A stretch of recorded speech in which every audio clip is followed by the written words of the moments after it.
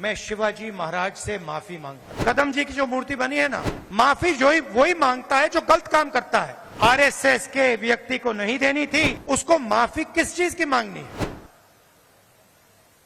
जिसने गलती ही नहीं की उसको माफी किस चीज की मांगनी है?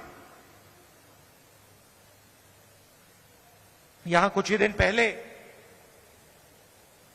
शिवाजी महाराज की मूर्ति बनाई गई और मैंने अखबार में पढ़ा कि प्रधानमंत्री ने कहा मैं शिवाजी महाराज से माफी मांगता हूं।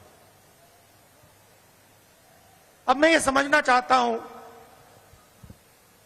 प्रधानमंत्री जी ने किस कारण माफी मांगी? अलग अलग कारण हो सकते हैं।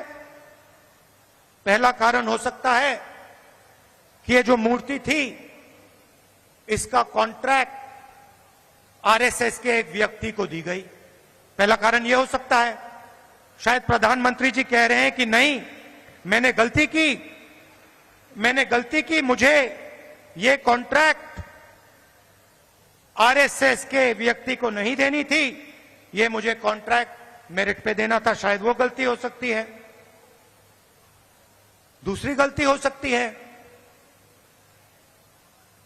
कि मूर्ति के बनने में भ्रष्टाचार हुआ, चोरी हुई। शायद प्रधानमंत्री इसके लिए माफी मांग रहे हैं कि मैंने जिसको कॉन्ट्रैक्ट दिलवाया उसने भ्रष्टाचार किया, महाराष्ट्र के लोगों से चोरी की। यह कारण हो सकता है।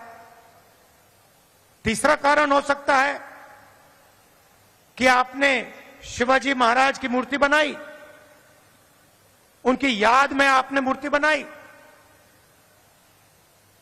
और आपने इतना भी ध्यान नहीं दिया कि वो मूर्ति खड़ी रहे।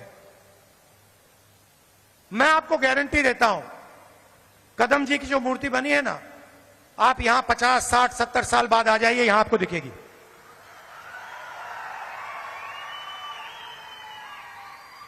और शायद सबसे बड़े महापुरुष शिवाजी महाराज जी की मूर्ति बनती है और कुछ ही दिनों में भ्रष्टाचार के कारण, गलत व्यक्ति को कॉन्ट्रैक्ट देने के कारण वो मूर्ति गिर जाती है।